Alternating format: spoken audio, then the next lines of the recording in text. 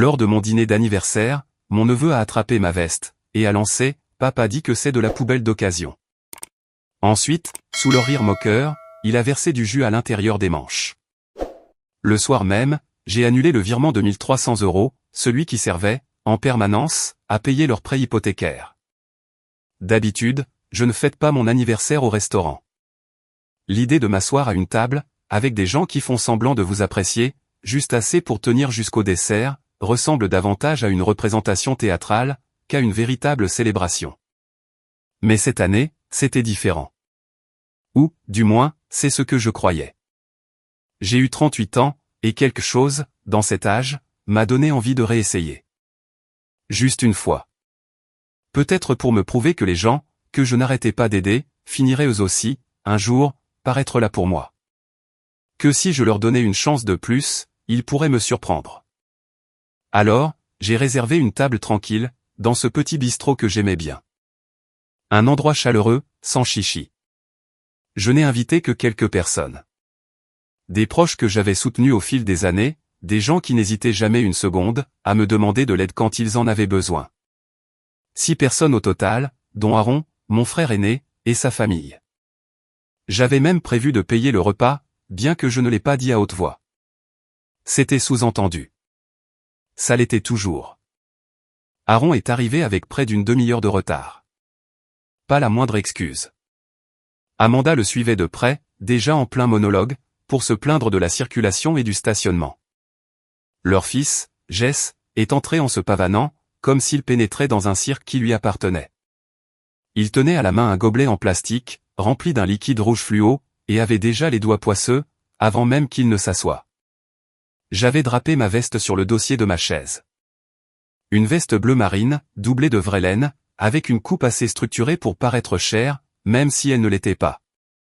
Je l'avais achetée l'année dernière, pendant une période difficile, après avoir obtenu une augmentation dont je n'avais parlé à personne.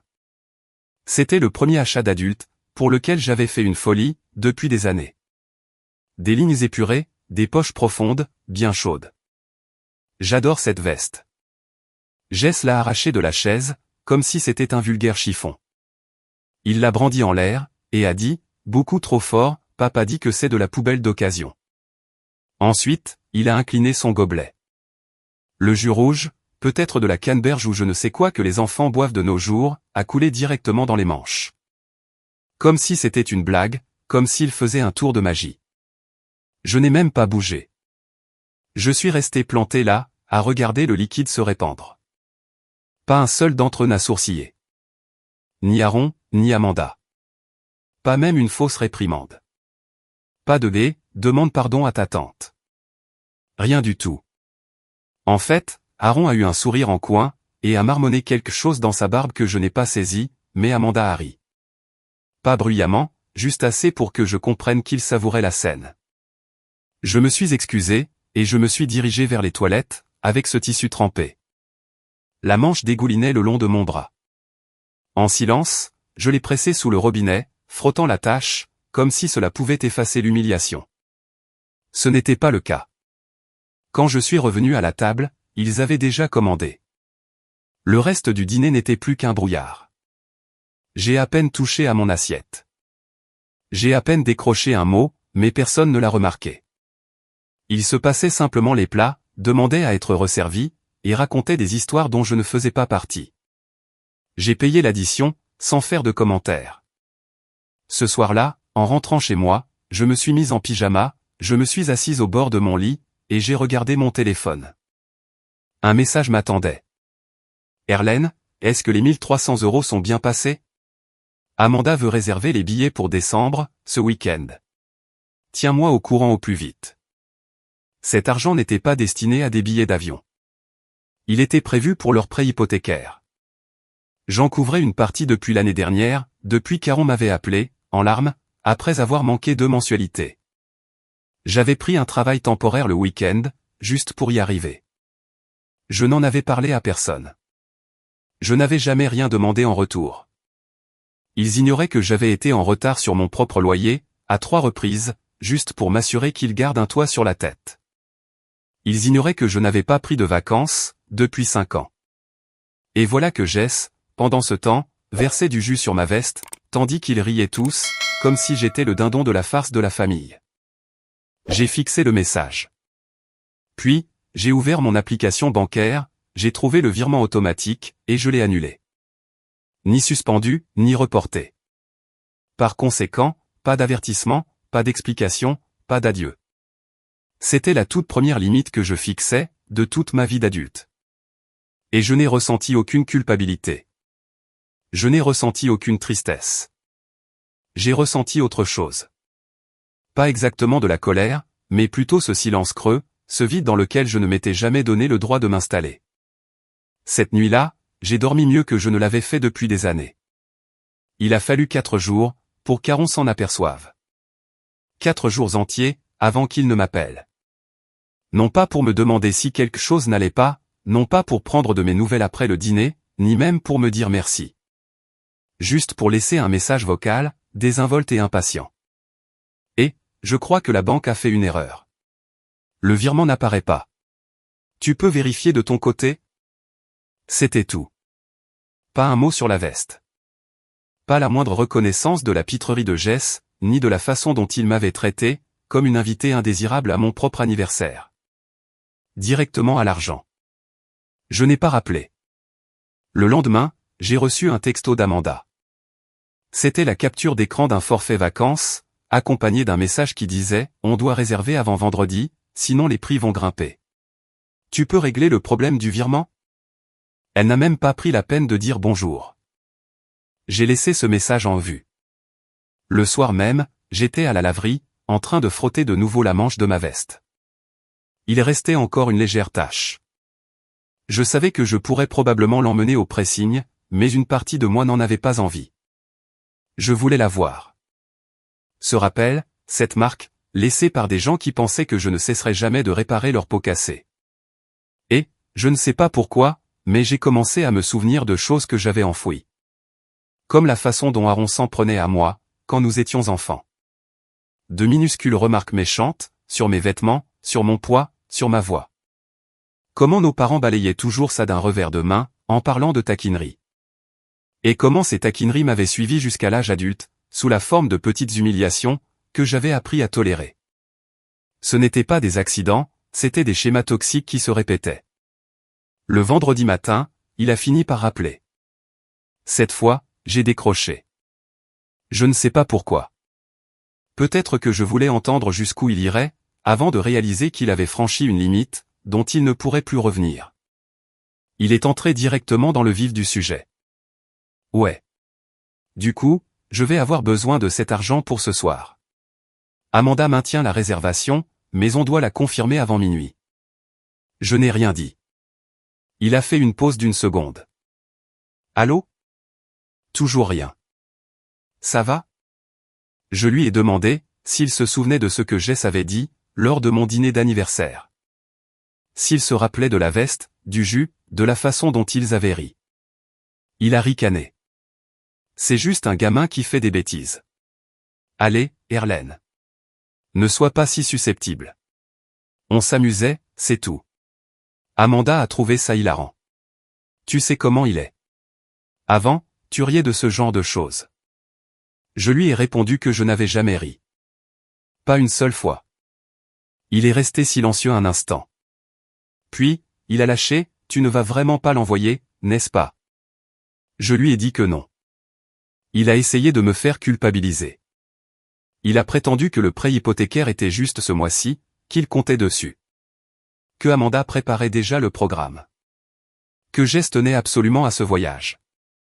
J'ai répondu, peut-être que vous devriez apprendre à Jess, à ne pas verser de jus sur des choses qui ne lui appartiennent pas. Il m'a dit, tu prends ça dans des proportions démesurées.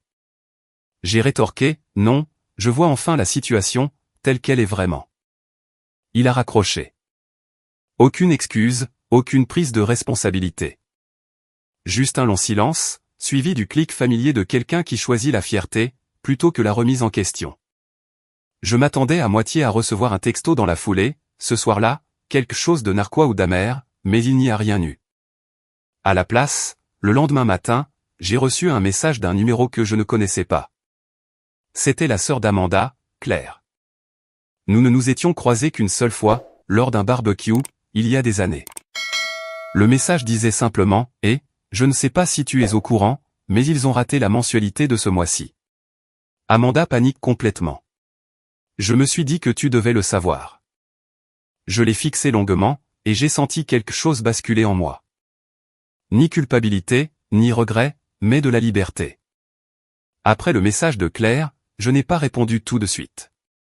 Je l'ai simplement laissé infuser. Le silence, le chaos dont je ne faisais pas partie, la fissure grandissante dans leur image parfaite. Tout était calme, mais je pouvais sentir que quelque chose se dénouait. Le dimanche matin, on a frappé à ma porte. Je pensais que c'était une livraison, mais quand j'ai regardé par le Judas, c'était Amanda. J'ai hésité, avant d'entrouvrir la porte. Elle tenait un gobelet Starbucks, comme s'il s'agissait d'une simple visite de courtoisie. Et, je me suis dit que j'allais passer. Je lui ai demandé si Aaron l'accompagnait. Elle a dit que non. Il ne savait pas qu'elle était venue. Puis, elle s'est lancée. Je pense vraiment que c'est un énorme malentendu. Jess plaisantait. Et tu sais comment sont les enfants. Je suis sûr qu'ils ne pensaient pas à mal. Et franchement, si tu es contrarié, dis-le, c'est tout.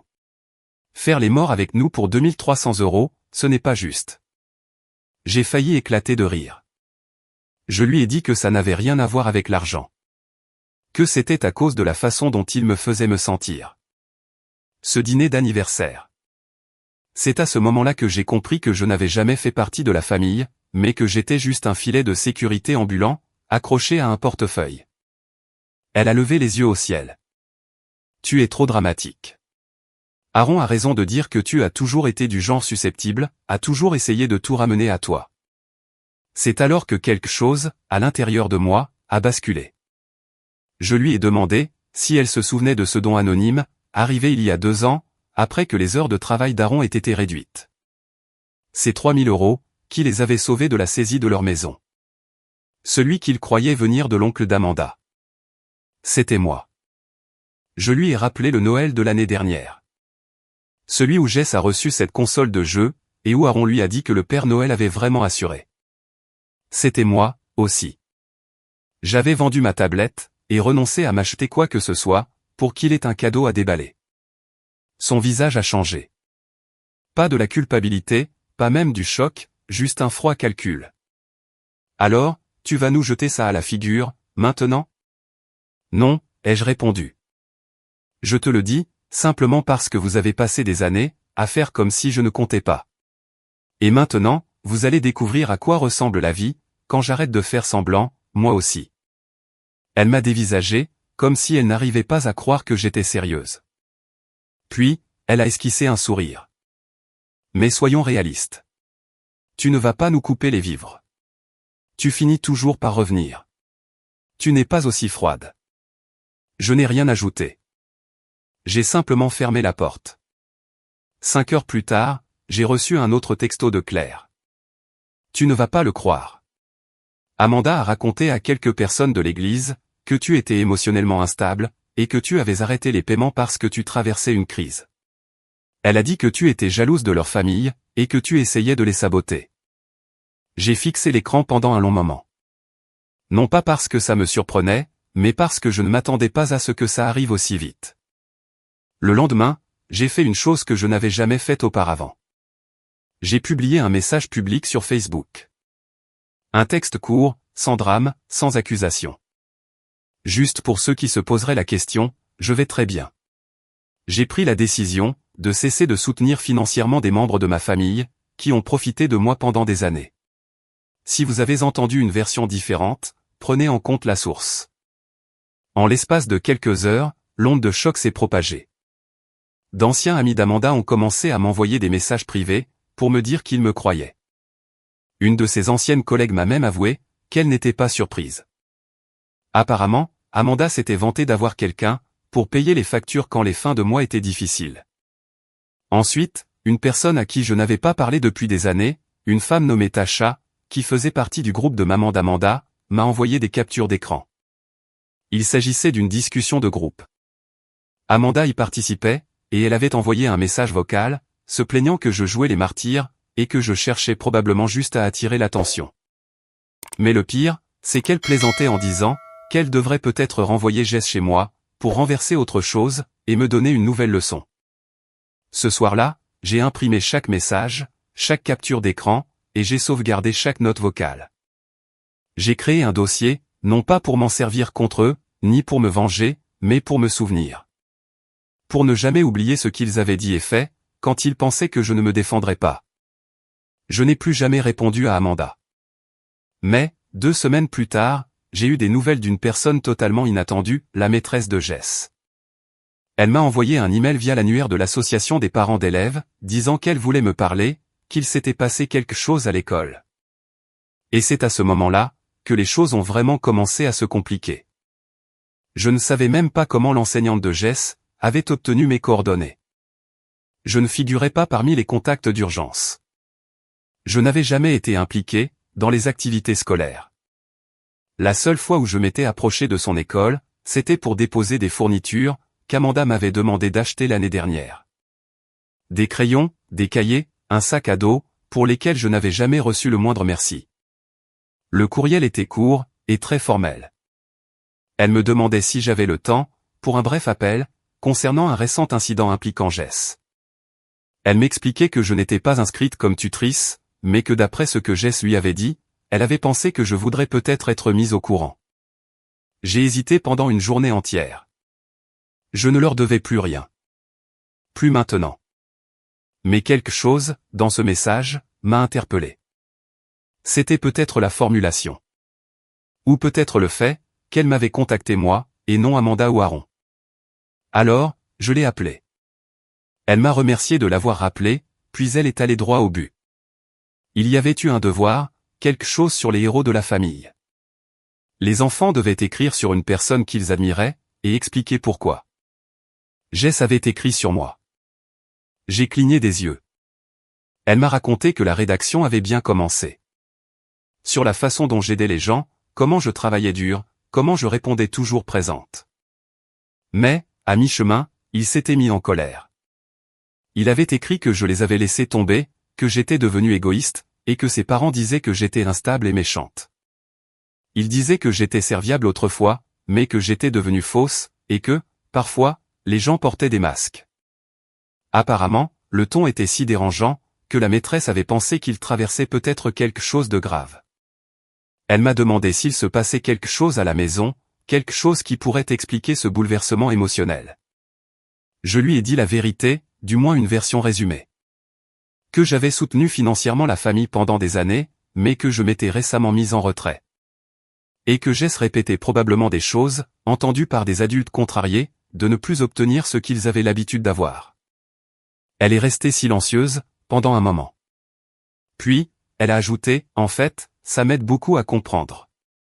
Car il a dit à un autre élève, pendant la récréation, que ses parents disaient que la poule aux œufs d'or s'était envolée, parce que sa tante avait perdu la tête. Je ne savais pas si je devais rire, ou jeter mon téléphone par la fenêtre. Puis, elle a ajouté autre chose. Quelque chose à quoi je ne m'attendais pas du tout. J'ai pensé que vous deviez le savoir. Le comportement de Jess a beaucoup changé, ces 2 dernières semaines. Il est en colère, il devient agressif. Et quand nous lui avons demandé avec qui il se sentirait le plus en sécurité pour parler, il a donné votre nom. Je suis restée figée. Cette nuit-là, je suis restée pensive. Pas par culpabilité, mais par pure confusion. C'était le même gamin qui avait versé du jus, dans la manche de ma veste, en riant à gorge déployée. Le même gamin qui s'était moqué de moi, pendant le dîner, mais maintenant, il réclamait ma présence. Ça m'a frappé, plus fort que je ne l'aurais cru. Car, au fond de moi, j'avais toujours pensé qu'Aaron et Amanda étaient en train de le façonner, pour en faire un être froid, et calculateur. Mais peut-être qu'il n'était pas encore totalement perdu. Peut-être qu'il avait juste macéré trop longtemps, dans leurs problèmes toxiques. Malgré tout, je n'allais pas laisser cela m'aspirer à nouveau. J'ai envoyé un email courtois à l'enseignante, le lendemain. Je lui ai dit que j'appréciais son honnêteté, mais que je n'étais pas en position d'assumer un rôle parental, ni de m'impliquer directement. Je lui ai souhaité bonne chance, et je le pensais sincèrement. Mais je n'avais pas signé pour ça, et je n'allais pas me laisser culpabiliser, pour replonger dans ce chaos. Puis, 3 jours plus tard, je suis tombé sur la sœur d'Amanda, Claire, dans un supermarché. Elle m'a fait signe, et m'a prise à part, près du rayon des surgelés. Elle avait l'air nerveuse.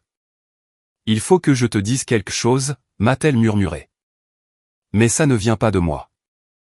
Apparemment, Aaron et Amanda n'étaient pas seulement en retard sur leur prêt hypothécaire. Ils avaient désormais 3 échéances de retard, et la banque avait émis une mise en demeure. Leurs économies s'étaient volatilisées. Les vacances, qu'Amanda avait essayé de réserver, n'avaient jamais eu lieu, car la carte de crédit qu'elle avait utilisée avait été refusée. Mais le pire, c'est qu'Amanda racontait à tout le monde que j'avais promis de payer, que je m'étais rétracté à la dernière minute, et que j'avais tout gâché. J'ai demandé à Claire pourquoi elle me racontait ça. Elle a répondu, « Amanda prépare quelque chose. Elle n'arrête pas de dire que tu leur es redevable, pour toutes ces années où ils t'ont intégré. Et elle compte bien s'assurer que tout le monde sache que tu es instable et aigri, si tu ne cèdes pas. » Je lui ai demandé ce que cela signifiait. Claire a hésité. Elle m'a révélé qu'Amanda avait déjà commencé à discuter, avec quelqu'un des ressources humaines de mon entreprise, pour voir si elle pouvait les alerter sur le déclin de ma santé mentale. J'ai eu l'estomac noué. Elle essayait de me saboter au travail, pour de l'argent sur lequel elle n'avait aucun droit, après tout ce que j'avais fait. Ce soir-là, j'ai fait une chose que je n'aurais jamais cru faire. J'ai appelé une avocate. Ce n'était pas une avocate de prestige, juste quelqu'un qu'un ami du bureau m'avait recommandé. Elle s'appelait Evelyne. Dès les 5 premières minutes de notre appel, j'ai tout de suite compris qu'elle n'était pas là pour plaisanter. Elle n'a pas poussé de cri d'orfraie, ni feint le choc, quand je lui ai tout expliqué. Elle a simplement pris des notes, et m'a posé les bonnes questions. Ont-ils déjà eu accès à vos comptes? Non. Y a-t-il déjà eu des accords écrits, concernant cet argent? Non. Des menaces, du harcèlement, des tentatives de nuire à votre réputation professionnelle? Pas encore, mais ils en parlent. Je lui ai parlé de ces années de dons silencieux, de la fausse gratitude, des récentes menaces d'Amanda. Les messages sur Facebook, les captures d'écran du groupe de discussion, l'appel de l'enseignante, absolument tout. Elle m'a demandé de lui transférer tous les éléments en ma possession. 2 jours plus tard, j'ai reçu une lettre formelle de mise en demeure, rédigée et prête à être envoyée. Ce n'était pas grandiloquent, pas de menaces foudroyantes. Juste un langage froid, et très professionnel. La lettre sommait Aaron et Amanda de cesser toute forme de diffamation, de ne plus me contacter, et de reconnaître par écrit, qu'ils n'avaient aucun droit légal, à un quelconque soutien financier de ma part, passé ou futur. J'en ai imprimé 3 exemplaires. Le premier leur a été envoyé par courrier recommandé. Le deuxième est allé à mon service des ressources humaines, à tout hasard. Et j'ai gardé le 3e. Le lendemain de la réception de la lettre, Amanda s'est pointée au bâtiment de mon bureau. Elle n'a pas dépassé le bureau d'accueil. L'agent de sécurité m'a raconté plus tard, qu'elle était entrée en exigeant de parler à un responsable à mon sujet. Qu'elle détenait des informations sur mon instabilité, et qu'elle essayait simplement de bien faire les choses, avant qu'un drame ne se produise. Mais, quand ils lui ont demandé son nom et sa pièce d'identité, elle est partie précipitamment. 2 heures après cet incident, j'ai reçu un message vocal d'Aaron. Il n'a pas crié. Il n'a pas proféré de menaces. Sa voix était basse, presque abattue. Félicitations, Erlène. Tu as gagné. Tu as fini par nous briser. C'était la dernière chose qu'il a dite. Aucune excuse, aucune remise en question. Juste l'éternel retournement de situation, laissant entendre que je leur avais fait du tort, simplement en refusant de les laisser m'utiliser davantage. Pendant un instant, ça a fait mal.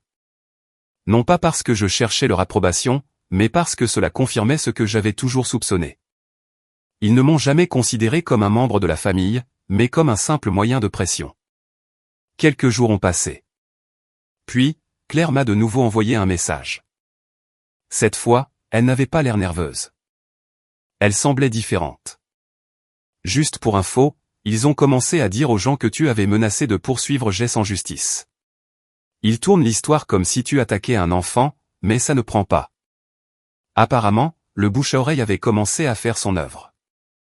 Les captures d'écran, les inquiétudes de la maîtresse, mon post sur Facebook. Tout cela s'était infiltré dans les groupes paroissiaux, parmi les mères d'élèves, et chez les anciens amis d'Aaron. Les gens ne gobaient plus les mensonges d'Amanda. Quelqu'un, travaillant pour la banque qui gérait leurs prêts hypothécaires, a publié un tweet vague, parlant de couples se croyant tout permis, qui blâmaient tout le monde sauf eux-mêmes. Et l'une de mes amies m'a identifié dans les commentaires, avec l'emoji d'un paquet de pop-corn. C'était un détail, mais ça faisait du bien. Puis, est arrivée la plus grande surprise de toutes. J'ai reçu l'appel d'une femme nommée Mélissa.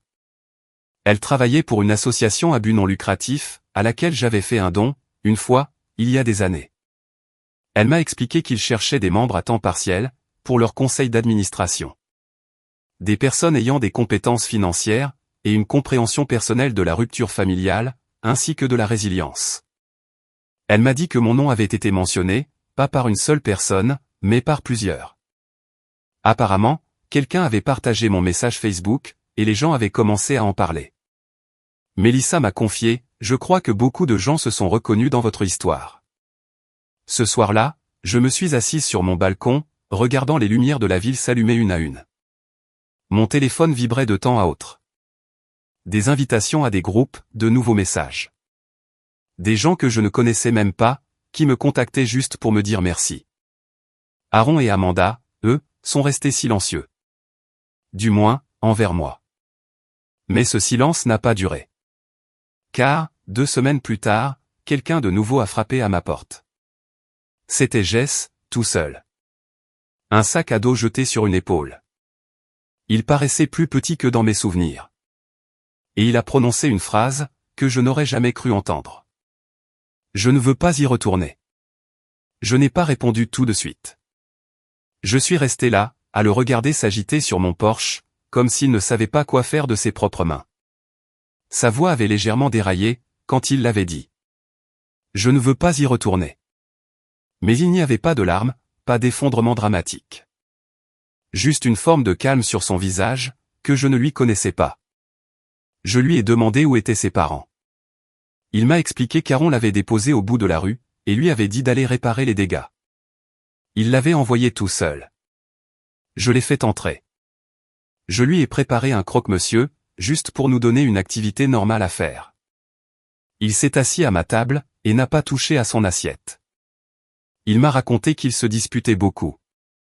Surtout pour des histoires d'argent. Que Amanda lui reprochait d'avoir tout gâché, lors du dîner. Que Aaron lui avait dit qu'il devait s'excuser auprès de moi, s'il voulait que tout redevienne comme avant. Mais Jess n'était pas seulement là pour s'excuser. Il n'était pas là parce que je lui manquais. Il a avoué qu'il n'arrivait plus à dormir. Qu'à chaque fois que ses parents se disputaient, il ramenait mon nom sur le tapis. Qu'il lui répétait que j'avais tout ruiné. Et, du coup, il commençait à se demander s'il ne mentait pas. Il les avait déjà entendus déformer des histoires, à propos d'autres personnes. Puis, il a lâché quelque chose qui m'a donné la chair de poule. Ils m'ont dit de dire tout ce qu'il fallait, pour te convaincre de nous aider à nouveau. Il a baissé les yeux vers son assiette. Mais je ne veux pas mentir. Je ne sais même pas si je t'en veux. Je n'ai juste plus envie de vivre dans une maison, où tout le monde est en colère en permanence. Je ne l'ai pas pris dans mes bras. Je ne lui ai pas dit que tout irait bien. Je lui ai simplement annoncé, que j'allais appeler quelqu'un pour nous aider. Pas Amanda, pas Aaron. Mais quelqu'un qui savait vraiment comment gérer, ce genre de situation. Et c'est ce que j'ai fait. Les services de protection de l'enfance ont dépêché une assistante sociale, dans les 2 heures. Ils ne l'ont pas emmené tout de suite. Ils ont posé des questions. Ils ont pris des notes. Et quand Aaron a fini par débarquer, bruyant, le visage rouge de colère, exigeant de voir son fils, l'assistante sociale lui a demandé de quitter les lieux.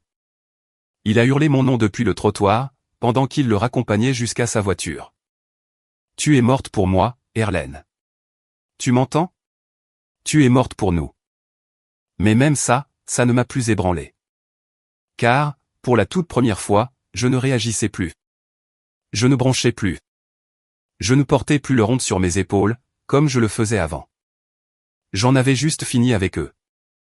Le lendemain, j'ai changé de numéro de téléphone, et je les ai bloqués de tous mes réseaux. J'ai supprimé les anciens emails, retiré les coordonnées bancaires, et vider ma liste de contacts enregistrés. Claire m'a envoyé un dernier message, d'une seule phrase. Il raconte aux gens que tu l'as kidnappé. Je n'ai même pas pris la peine de répondre. L'assistante sociale a fait un suivi, une semaine plus tard. Elle m'a informé que Jess séjournait chez un tuteur temporaire, le temps que les choses se tassent. Il était en sécurité. Il ne voulait plus voir Amanda ni Aaron. Et non, je n'étais pas responsable de lui. Je n'avais pas besoin de le prendre à ma charge. Cette partie du cycle était révolue. Cependant, elle a ajouté quelque chose de surprenant. Il parle toujours de vous, comme si vous étiez la seule personne à l'avoir jamais vraiment écouté. Cette phrase est restée gravée en moi. Les mois ont passé. J'ai commencé à faire du bénévolat, au sein de l'association que Mélissa m'avait présentée. À temps partiel d'abord, puis de plus en plus souvent. Je me suis retrouvé dans des pièces, remplies de personnes qui comprenaient ce que cela signifiait, de s'éloigner des gens qui étaient censés vous aimer. Et je ne faisais plus que survivre. Je construisais quelque chose. Pour la première fois de ma vie, je pensais à moi. Je trouvais de la joie, dans les plus petites choses du quotidien. Mon café du matin. Ma veste, que je n'ai jamais remplacée. Il y avait toujours cette légère tache sur la manche, et je l'ai laissée telle quelle. Un rappel, non pas de la douleur, mais du moment où tout a fini par changer. Depuis, je n'ai plus jamais eu de nouvelles d'Aaron ou d'Amanda. Mais, il y a 3 semaines, lors d'un événement communautaire, un adolescent m'a tapoté l'épaule. Il avait grandi. Il était plus mince, plus sage. J'ai reconnu Jess. Il n'a pas dit grand-chose.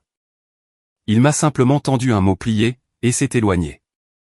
À l'intérieur, il y avait écrit « J'ai compris, maintenant.